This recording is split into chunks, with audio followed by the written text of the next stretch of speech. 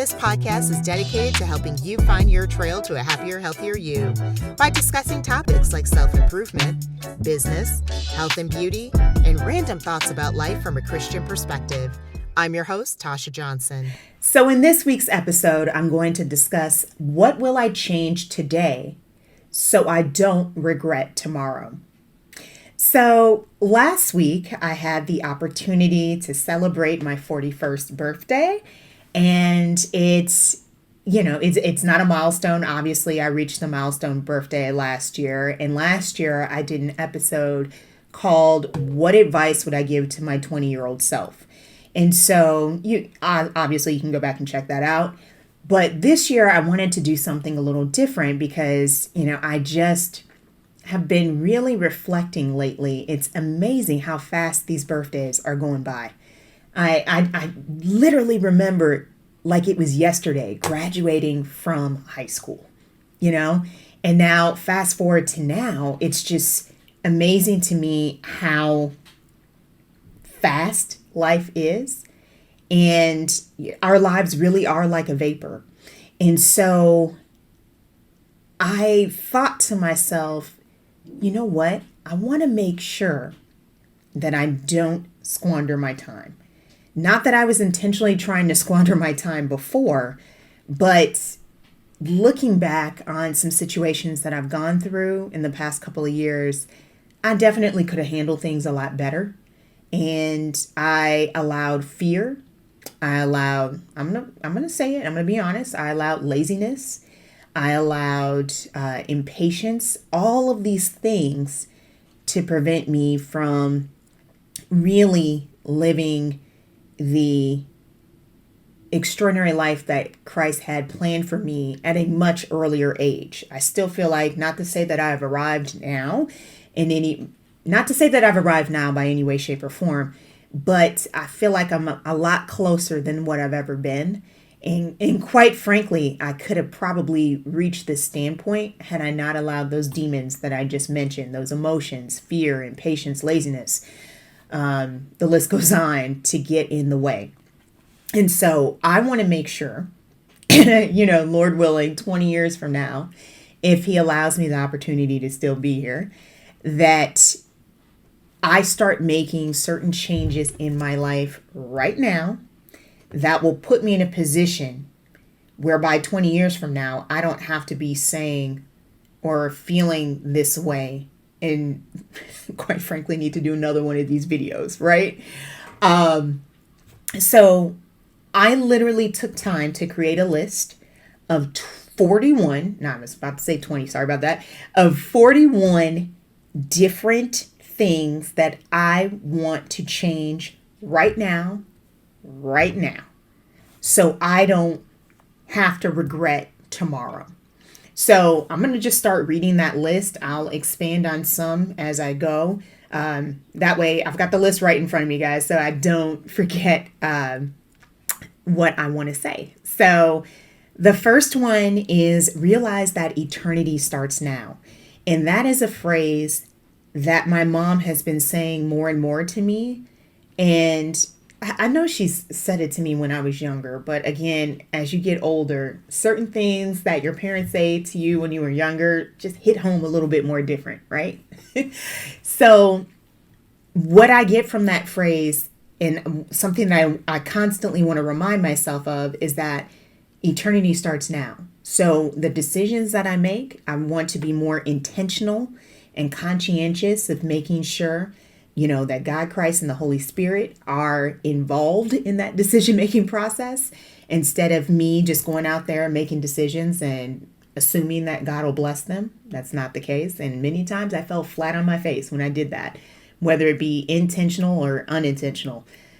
That is something that I really want to focus on. So I want to make sure that I realize that the decisions that I make right now determine where I'm going to spend eternity. And that is something that a lot of us don't realize. We're very short-sighted. I know for a fact I have been, and this is a constant battle. And that leads me to point number 2.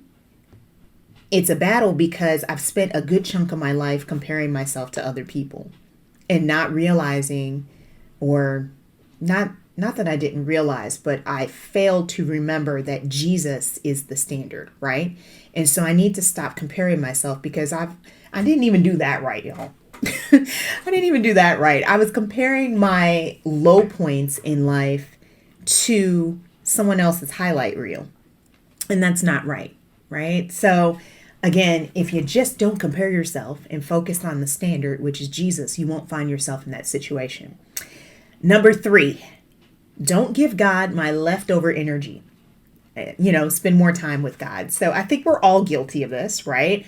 We're, especially at the beginning of the new year, we're like, I'm going to get it together. Me and God are going to be best friends. And come February, you don't know where he's at, right? Hope that's not the case, but maybe that was just the case for me. A good chunk of my life, I felt like I was kind of like, oh yeah, we're aligned, and didn't realize that we weren't.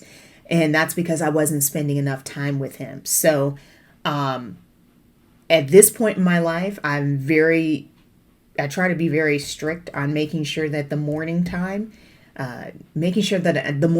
is his time. So I get up, pray, exercise, and make sure that time is set for him. So I start the day with the correct tone. I don't know what else is going to be, what else is going to be ahead of me for that day. So I want to make sure that I at least have, set the tone. I did my part, and I'm preparing myself to be able to face whatever it is that I will encounter that day. Number 4, always seek and listen to godly counsel. In this case, I'm very blessed to have a godly mom. She has always, always, always been there for me, encourages me, gives me the best advice. I have not always been bright in taking that advice, and I've oftentimes fallen flat on my face. She's just always been there for me, and hopefully you have someone like that in your life. But even if you don't, make sure the Bible is free. You have the ability to research and find out for yourself what he has in store for you. So again, if you have the ability to have that, seek out godly counsel and always compare what that person is telling you to God's word. And then you've got, that godly counsel in the flesh. But in the event that you don't have that, you have the Bible. It's just, I've been double blessed, and, God will seek, I've been double blessed from the standpoint that I have that godly counsel in the flesh. But I know that once you start reading the word, he's going to send someone to you as well. Okay. So number 5, wear my spiritual armor. This is something that I have not always done, and I have suffered the consequences of that. So if you're curious about what do I mean by my spiritual armor, if you read Ephesians 6, I believe verses 10 through 20, God goes into great detail, letting us know how we have to protect our mind, our heart, letting us know that all the different aspects of our lives that we need to protect. And we do that by wearing our spiritual armor, because Satan is like a roaring lion. He is just going around trying to figure out who he can deceive and devour. And you don't want to be one of those people. So that's why you got to make sure that you wear your spiritual armor.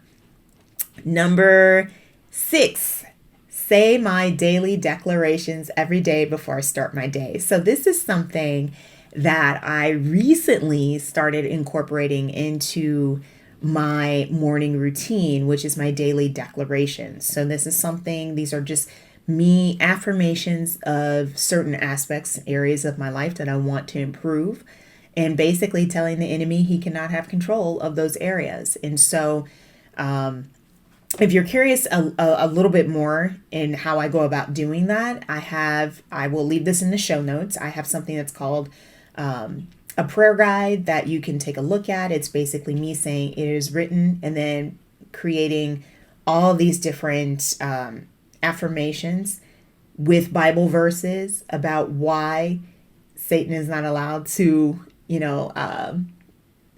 overcome me in those certain areas. So again, I've got examples of what that is. So if you take a look in the show notes, it's a free download. Feel free to just put your email address in, and you can get a copy of what I mean by that. But it's basically affirmations with Bible verses in the areas that a lot of us, in my opinion, probably need more prayer in. So career, finances, just spiritual guidance in general. So in the event that you're not sure where to start, because sometimes it can be a little difficult to figure out, okay, like which Bible verse do I need to say, speak against the devil with, I've already done that for you. So this is kind of like a little mini shortcut, if you will, and then you can add on to it.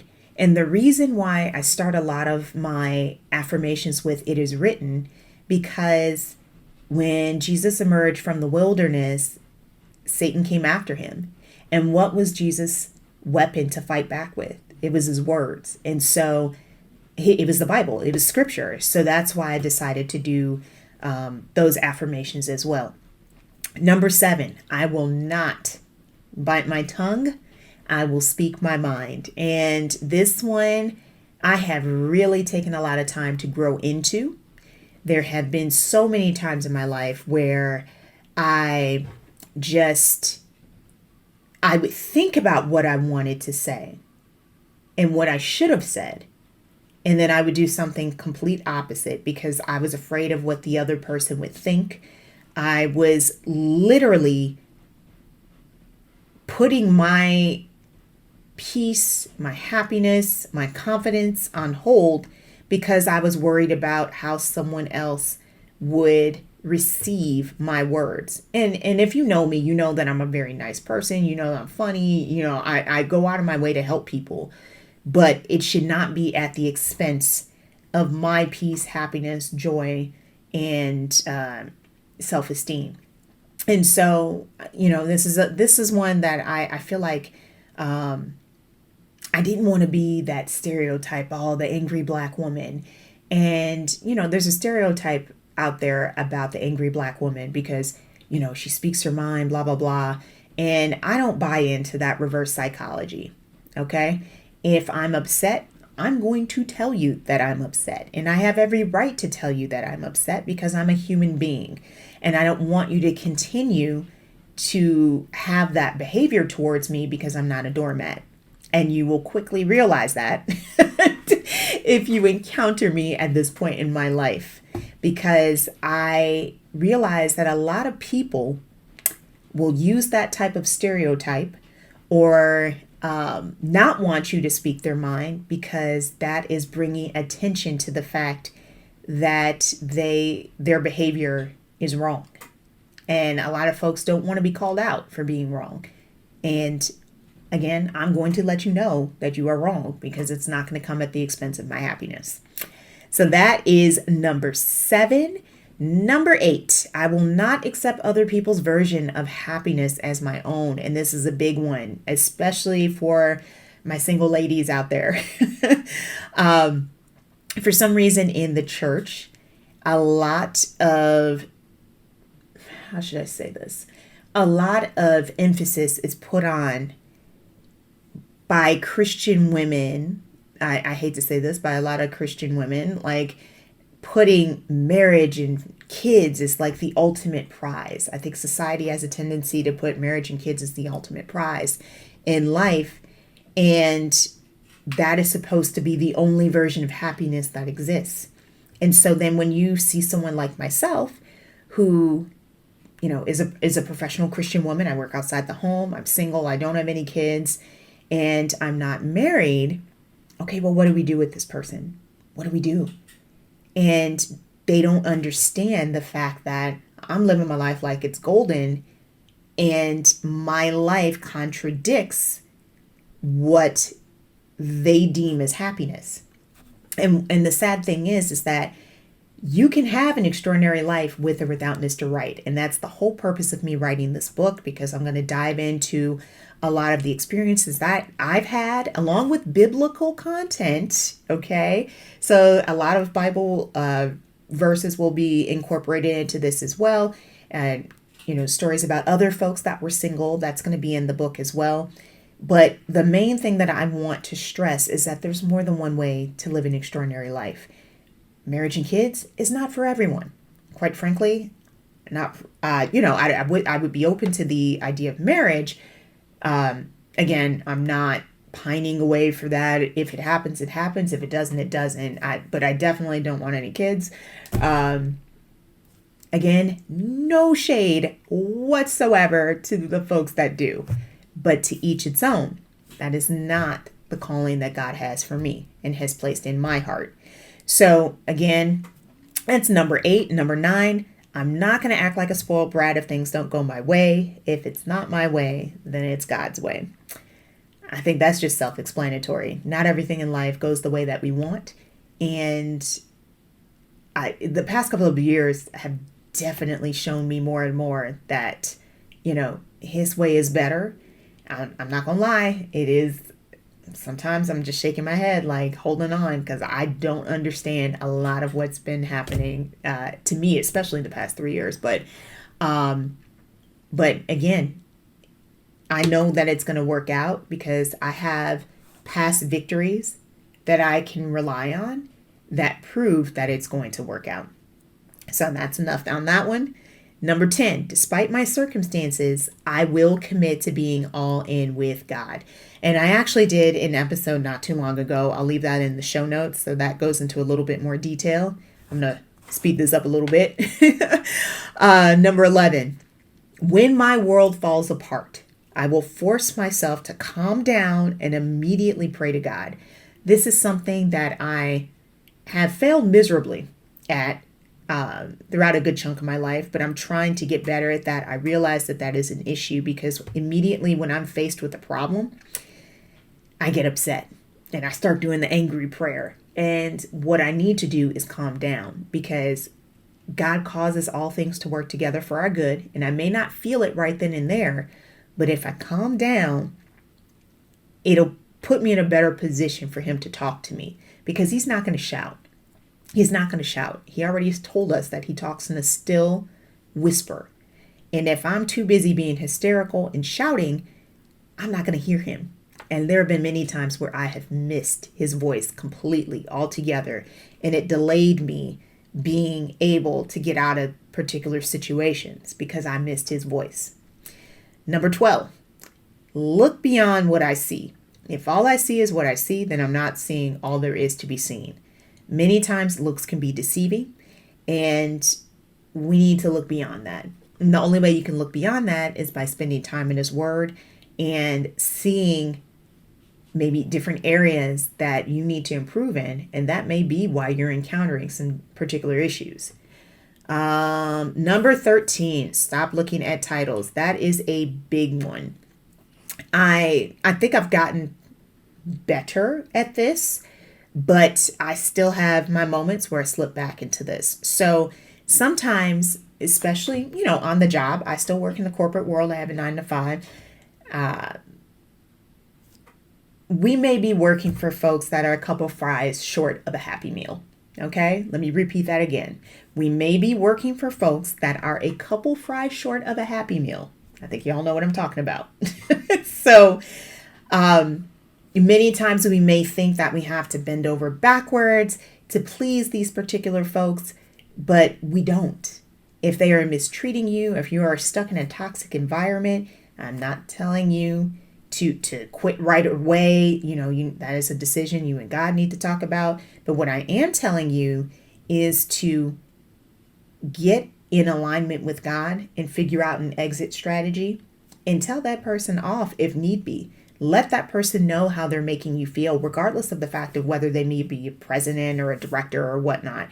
It may be scary, especially if it's your first time doing that, but it is such a freeing experience. And that's something that I can definitely attest to, because at this point, I'm just like, whatever. But the reason why I put stop looking at titles is because just some personal things I'm going through right now that made me think about that. And this also goes for family too, guys. If someone, if you've got a brother, sister, cousin, whatever, is mistreating you and refuses to apologize and they're not acting as that title, then you need to make sure that you cut them out of your life as well, because otherwise they're going to bring you down. Not everyone is meant to join you on your journey. All right. Number 14, I will not keep anyone or anything that does not add value to my life.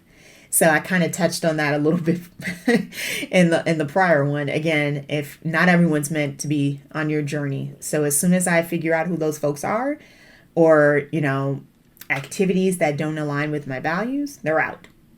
Simple as that. Number 15, I will not reopen a door that God has closed. I think that one's kind of self-explanatory. So many times we get upset with God about why certain situations didn't work out. And we fail to realize that he never put us in that situation. We did, right? Number 16, accept the fact that I am a never-ending project. 17, I will stop playing what-if games. This is so difficult for me to do. Easier said than done, because I, by nature, for some reason, am a worrywart. I want to reduce the time it takes for me to get from A to Z. And so many times I will go in a downward spiral of trying to figure out, well, what if this happens? What if that happens? And then trying to come up with a game plan for each and every one of those objects that I think might happen, or scenarios that might happen, and how would I react in those scenarios. And then by doing that, I don't realize that I'm actually creating fear, right? I'm creating fear that's putting me in a position of experiencing what I like to call analysis paralysis, basically meaning I am too afraid to make a decision, and whereby me just standing there is still making a decision, right? So if I stop playing the what-if games, if I believe God for what he said in Romans 8:28, that he's going to cause all things to work together for my good, then I'm going to be in a good spot, okay? Number 18, my feelings are not in charge. I will choose faith over feelings. Many times we may be upset, we may be frustrated, we may be scared, and these are all valid feelings, okay? These are all valid feelings. I'm not trying to take away from that. But if we let our feelings take charge in our ability to make a decision, we very well will probably end up making the wrong one, because many times our feelings are based on emotions like anger, fear, frustration. And so when you allow those type of emotions to take charge, you're placing yourself in a greater opportunity to experience not so pleasant consequences from the decisions that you're making. And you need to make sure that you're putting God first, and when you're trying to make those decisions. So having faith in God, knowing that whatever you're experiencing at that point in time is something that 9 times out of 10, it's temporary. It is temporary. Okay. A lot of what we experience at that point in time, what we're feeling, is temporary. And then when we calm down, we take the blinders off. When we start focusing on God, putting him first, he's going to show us different signs over here and signs over there. And then you're going to finally realize, oh, that's why that happened. Because that is what's happened to me on more than one occasion. So now I'm trying to be more conscientious and putting my faith over my feelings. Number 19, I will always prioritize my health, because my body is a temple. Again, I'm one of those people, love to exercise. I don't drink, I don't smoke, I don't do drugs of any type. I'm definitely not that type that it will, jeopardize my body in any way, shape, or form. Number 20, go to bed early so I can wake up early. And number 21, exercise in the morning. I am a morning person. Literally, by the end of the day, I'm kind of like the Energizer Bunny. Like my energy, my battery is like totally drained by the time we get to around like 7 or 8 o'clock at night. So I try my best to make sure that whatever it is that requires a lot of brain power and energy, I do that in the morning. 22, I'm going to go for walks during lunch. So this is a big one for me, because I need that break. Okay, I am not a robot. And working from home, sometimes you get in a routine, because I've been working from home for several years, definitely over 10 plus years. I've been working from home. So a lot of times I'm very productive. So I can literally sit at my desk for like 5 or 6 hours and like not move. I'm just so engrossed in what I'm working on.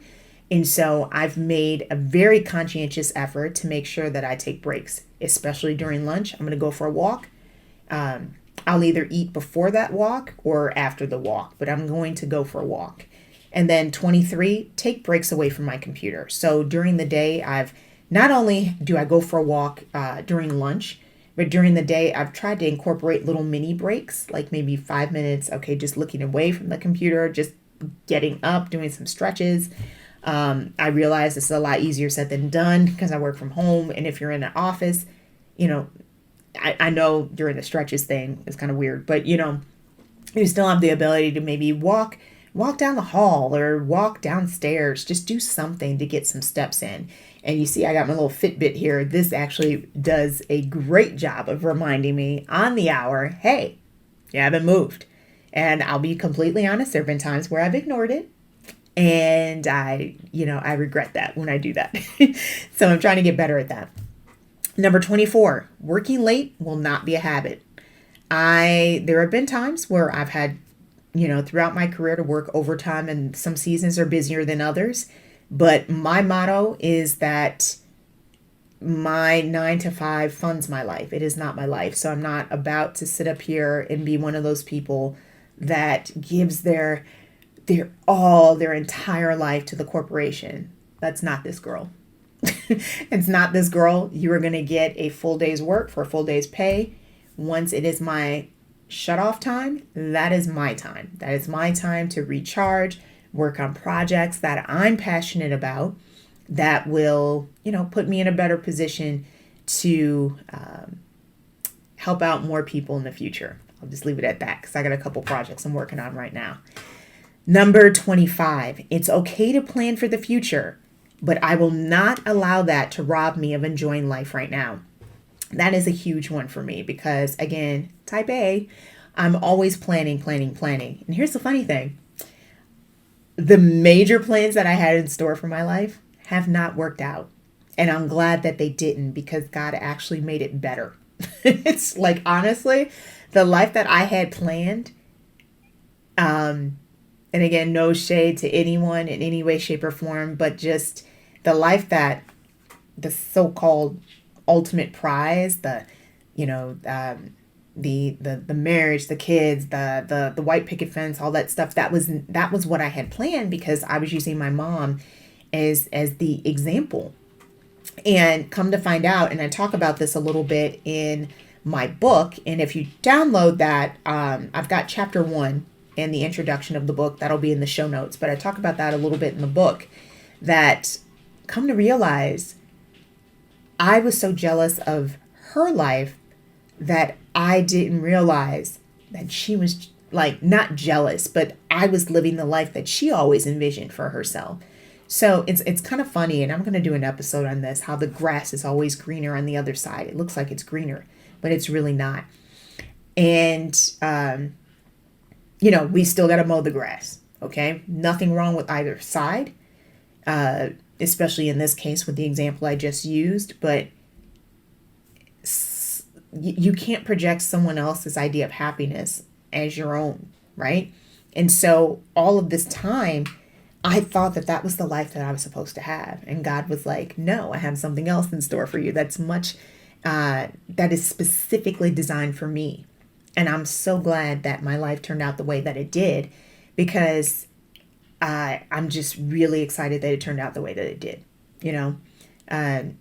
Still, I would be open to marriage if that were on my plate, but I know that I wouldn't want to have kids. And God is making me, focusing on me being content and happy. And he knows that's all that I've ever wanted, was just to be content and happy. And so that is what I am. And I will forcefully remove anything and anyone that prevents me or it even attempts me to feel otherwise. All right. So that's that one. Let's see. Where am I on this list? I kind of mentioned this one already, but number 26. Remember, my job funds my life, but it's not my life. 27. Diversify my income. This is a huge one. So in the event that you are just working your 9 to 5, by no means am I trying to coerce you in any way, shape, or form to subscribe to the hustle mentality, because quite frankly, if you are working and trying to better improve yourself and you don't include God in the picture, all of that's going to be in vain. Hence why the name of my podcast is Hustle and Faith, because that's exactly where it's coming from. I've always had a variety of side hustles. I've always had more than one gig. And, I really did that because those were my passion projects, and I never was really able to use my creativity on the job. So I wanted to make sure that I could do that outside of the job. And, it placed me in a position to make additional income as well. So that was great. But I don't want it to be in vain. And so that is where the faith comes in.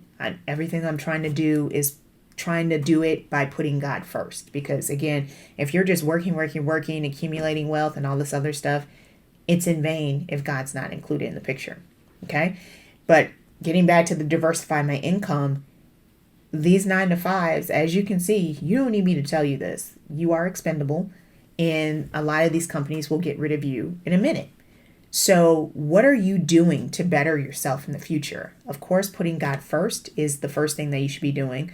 But again, God also needs you to be taking some steps, okay, to show that you're working with him. So are you continuing your education? Are you placing yourself in a position to create some sort of exit strategy if you're in a toxic work environment? What are you doing physically to show God that you have faith in him, that he can use to move you on to your next adventure? And that's how I kind of view my positions, like my 9 to 5s, as an adventure. It's ups and downs, and at some point in time you move on, right? Either through layoffs, or you have, he places you in a position to just move on by putting you in another place, right?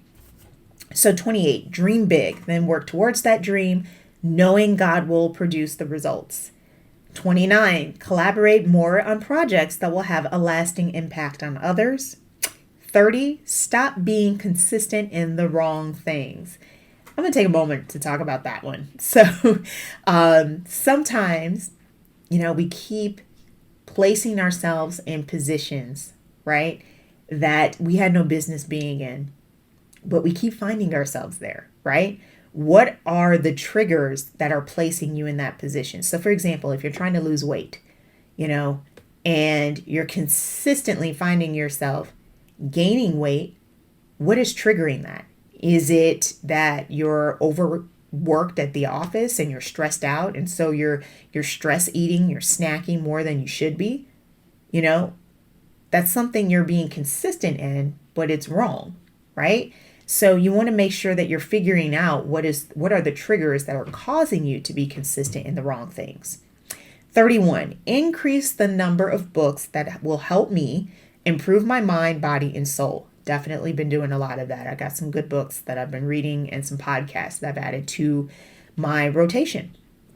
32, I will meditate in silence. This one is hard for me because I am so energetic and I'm always on the go. So to force me to sit in silence is kind of weird. It's something that I've been trying to increase. And still going to do it. 33, make time to go on vacation at least once a year. And just so you know, when I use the term vacation, that could be a staycation too, guys. And, I've been blessed to live in one of the greatest cities in the world, Chicago. We have so much to do. And quite frankly, during the summertime, I really don't have to go on vacation because there's so much going on in this city.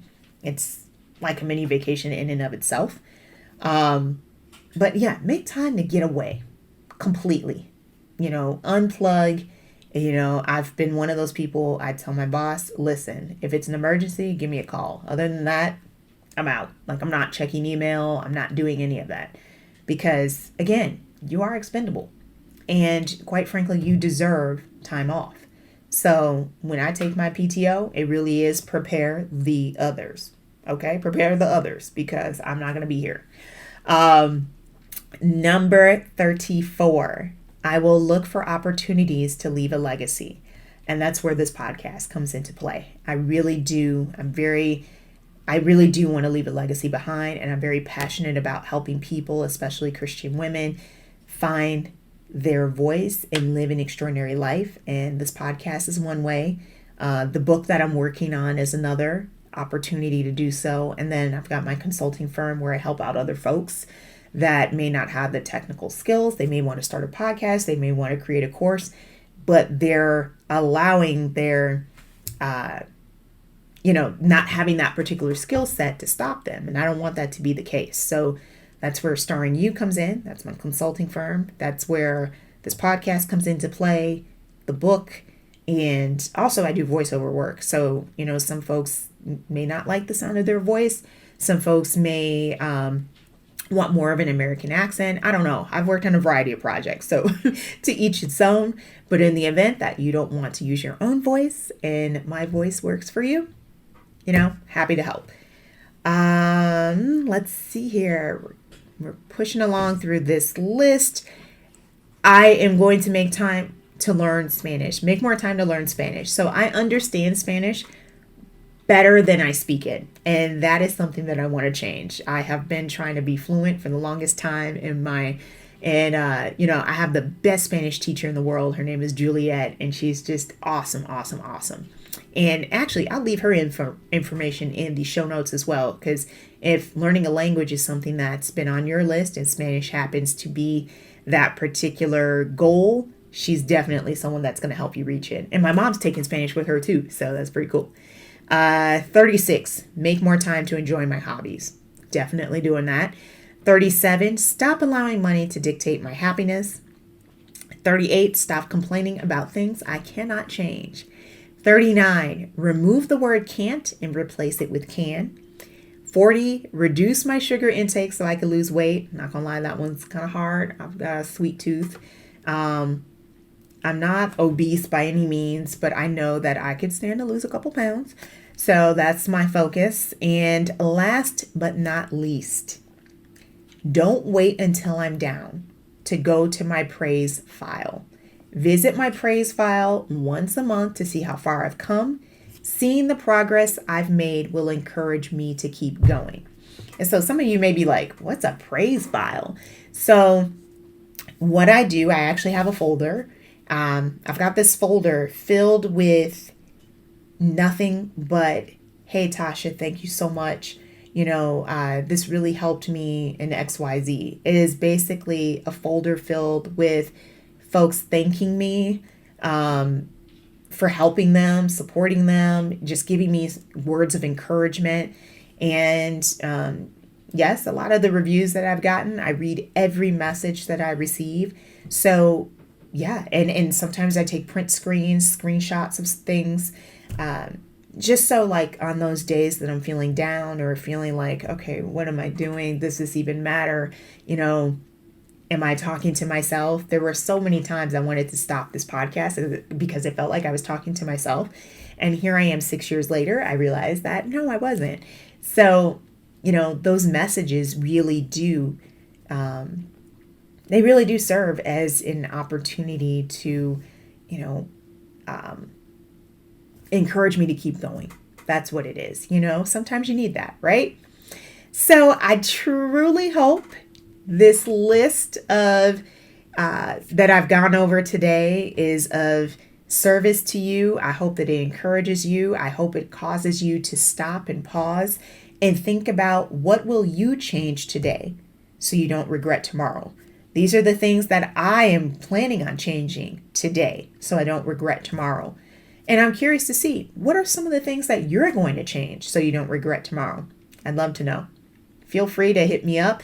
This is actually a video. That's I probably could have added this as number 42, but I'm going to start trying to create a couple more videos because I really like hiding behind the audio. But I've been told, and I know videos are a lot more engaging, so I'm going to try and do some more of those. Once again, thanks so much for your support. I truly appreciate it. And be sure to let me know, what will I change today so I don't regret tomorrow? I want you to ask yourself that and leave comments. If you're watching this on YouTube, feel free to hit me up at Hustle and Faith on any of these social media platforms. Really appreciate your support. Thanks so much for listening to today's episode. If you enjoy listening to Hustle and Faith and would like to support the show, please consider sharing it with your friends, rate or leave a review, donate, or make a purchase at Starring You Crew, our fitness apparel shop. Remember, if you're everything to everyone, then you risk being no one. You never know who you will inspire. See you in the next episode.